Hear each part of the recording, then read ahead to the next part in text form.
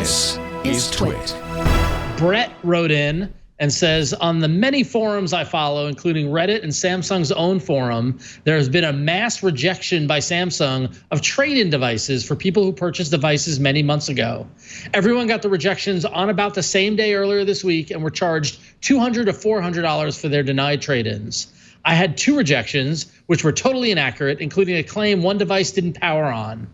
I'm really hoping this outcry gets some steam on the Android front. There have been horror stories of trade-in rejections in the past, but to have a sudden denial of so many devices at the same time, so long after they were sent in, is fishy to me. So this is definitely something stinks in Samsung land. Yeah, this is interesting. Rotten fish. Yeah. So this is in relation to Samsung's trade-in system program, whatever you want to call it, that they announced. I don't know if they started it last year with the last year's generation of products, but basically very modern phones, you know, and you can trade them in, and given all of these requirements are satisfied, you get a trade-in value that you're quoted online prior to sending them your device. Google does the same thing. Google does the same thing. But like I did a search on this prior to before the show. And yeah, it seems like a lot of people complaining about sending in their phone, knowing for a fact that it was in perfect working order, and then hearing back from Samsung to say, no, this doesn't work, that doesn't work. And the problem is that they say in their terms of service, if you check out their FAQ, they say if it's deemed ineligible for trade, Samsung will value it at $25, charge you the trade-in credit that was applied to the purchase of what you got, so the S9, S9 Plus, whatever. That trade-in credit, suddenly you get charged for the difference, minus the $25 value, and then your old device cannot and will not be returned to you. So people who send it in saying, well, this is in perfect working order, expecting to get that trade-in value, and then they're told, no, this wasn't working, so therefore you're not getting it, and you're not getting your phone back. They're out of luck.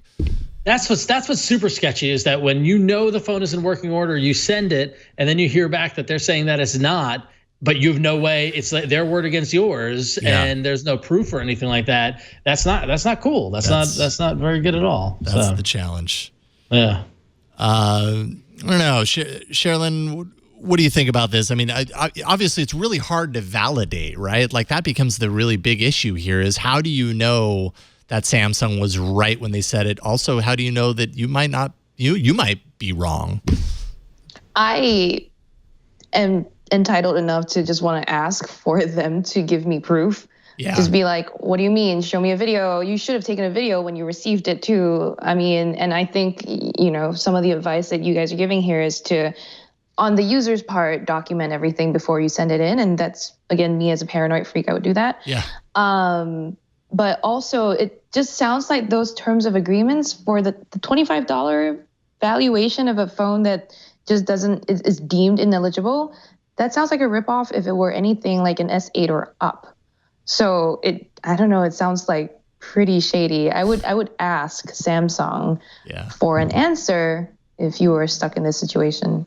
Yeah, I imagine if enough people were complaining about this, it would put the burden on Samsung to have to prove it to some degree. But of course, they're spelling this all out in the terms of service. So of course, they're giving themselves the ultimate out on this. The TOS. I know. The dreaded TOS. Always terms and conditions come around and bite you. Put a clause in there. It doesn't matter what happens. If all your hair burns off, it's not our problem.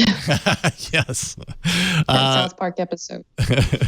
Well, and Samsung has been known to burn off people's hair. Oh, yeah, that's right. Yeah, it's true. It's very true. Well, it's true. It's in I their actually history. forgot for a second until you reminded me. Thank you. You could also choose not to send it into Samsung. Like there are other ways to do this. Best Buy has a trade-in program where you can take it in. And when you're doing that, like you're there during that process, right? Like you're both seeing it in its condition. You don't have to make the decision to buy with the trade-in assumed and then send your device away. You're there making the trade-in, and you can kind of go over it with them and, oh, hey, the power button doesn't actually work. Never mind. I won't do this, and maybe you change your plan then. So maybe that's another option.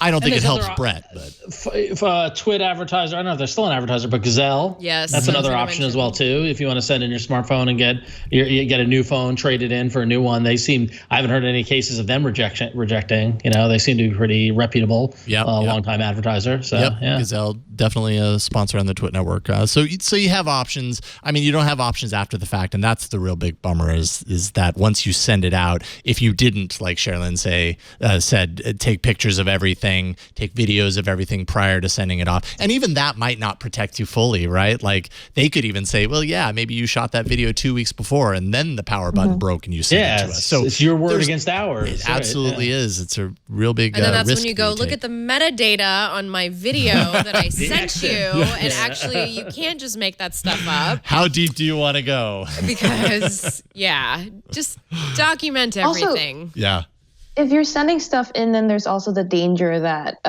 it got damaged in the mail, which has happened before to me. So that just is, just don't do something that's sent in. Like Jason said, take it in person. Yeah, if possible. Just sell it. I just sell it to somebody in person. I just try to find somebody who wants it off of me. Do you do like the Craigslist thing? I do Burke. Oh, okay.